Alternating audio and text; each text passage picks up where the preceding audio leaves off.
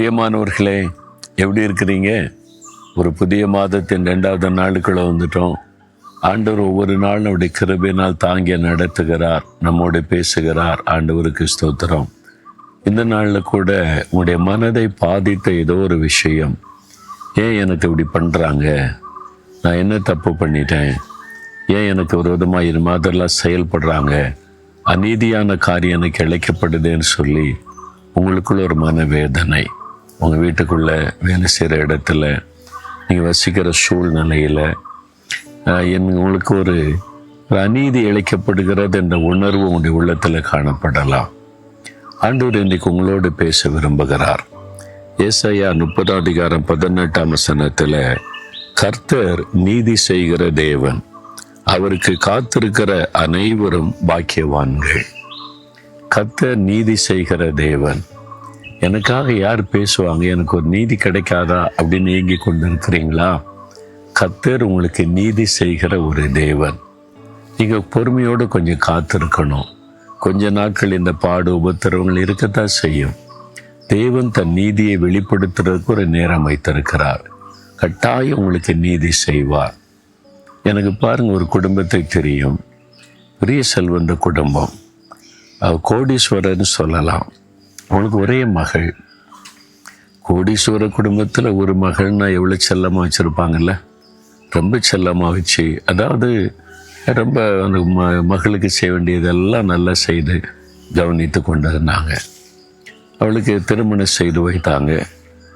தன் மகளுக்கு ஒரு குறையும் இருக்கக்கூடாதுன்னு சொல்லி நிறைய செலவு பண்ணி எல்லா காரியத்தையும் கொடுத்து தான் மகளை ஒரு மரியாதையோடு அனுப்பணும்னு சொல்லி எல்லாம் செஞ்சாங்க. ஆனால் இந்த மகள் போன வீட்டுக்குள்ளே என்ன நடந்தது, இந்த மகளை ஒரு மருமகளை அவங்க நேசிக்கலை. மகளாக ஏற்றுக்கொள்ள வேண்டாம், அட்லீஸ்ட் ஒரு மருமகளாவது நேசிக்கலாம்ல. அந்த மாமியார் எப்படி நடத்தினா, வேலைக்காரியை போல. அதாவது அந்த வீட்டில் எல்லா வேலையும் செய்யணும், சமையல்லாம் செஞ்சு சாப்பாடெலாம் எடுத்து வைக்கணும், வேலைக்காரெலாம் இருப்பாங்க. ஆனால் இவ தான் எல்லாம் செய்யணும், அவங்க ஹெல்ப் பண்ணுவாங்க, அவ்வளோதான். இவங்க நினச்ச வேலைக்காரி வச்சு எல்லாம் வேலை செய்யலாம், நீ தான் செய்யணும்.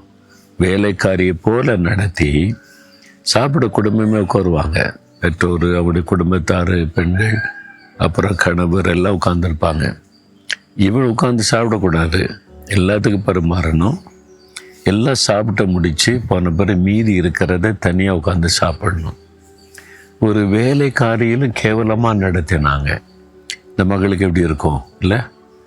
ஒரு அநீதி. அவள் ஒரு நல்ல ஒரு மரியாதையோடு தான் அவருடைய பெற்றோர் அவளை அந்த வீட்டுக்கு அனுப்பி வச்சாங்க.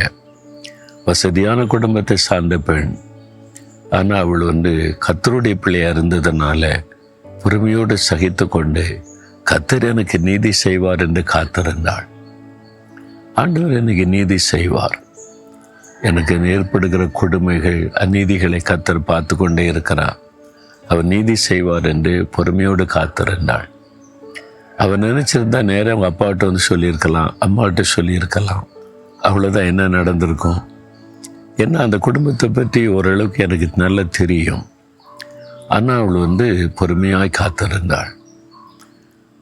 ஜெபிக்க வரும்போது கண்ணீர் வடிப்பாள். யாருக்கிட்டையும் ஊழியக்காரர்கிட்ட கூட இந்த பாரத்தை சொல்லுவதில்லை. ஆனால் தேவன் அதை கவனித்து என்ன செய்தார் பாருங்க. அவங்க மாமியார் வியாதி படுக்கையில் விழுந்தாங்க. அவங்களுடைய உறுப்புகள் செயல்படாமல் போய்விட்டது.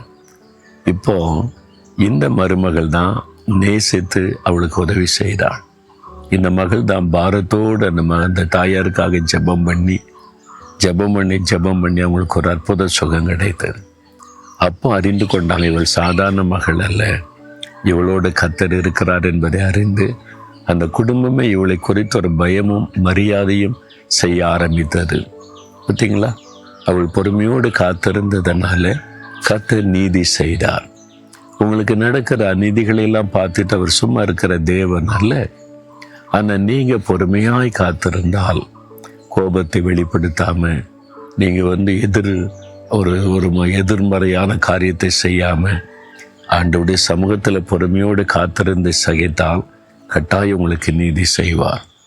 ஆண்டவருடைய நீதி வெளிப்பட போகிறது. விசுவாசிக்கிறீங்களா? ஆண்டவர் வாக்கு கொடுத்துட்டார். என் மகளே, என் மகனே, நான் உனக்கு நீதி செய்கிற தேவன். உனக்கு இழைக்கப்படுகிற அநீதிகளை நான் பார்த்து கொண்டுதான் இருக்கிறேன்னு சொல்லுகிறார். உங்க வீட்டுக்குள்ள, வேலை செய்கிற இடத்துல, வசிக்கிற இடத்துல, என் வாழ்கிற தேசத்துல கூட உங்களுக்கு அநீதி இழைக்கப்படுகிறதா தேவன் பார்த்துக்கிட்டு சும்மா இருக்க மாட்டார். ஆனால் ஆண்டவரே, நீங்க எனக்கு நீதி செய்கிற தேவன், நான் பொறுமையோடு காத்திருப்பேன்னு சொல்றீங்களா? இருதயத்துல கை வைங்க. ஆண்டவரே, நீர் எனக்கு நீதி செய்கிற தேவன், நான் பொறுமையோடு காத்திருப்பேன். நீர் எனக்கு நீதி செய்து இந்த இக்கட்டிலிருந்து என்னை விடுதலை ஆக்குவீர் என்பதை விசுவாசிக்கிறேன். இயேசுவின் நாமத்தில் ஆமேன், ஆமேன்.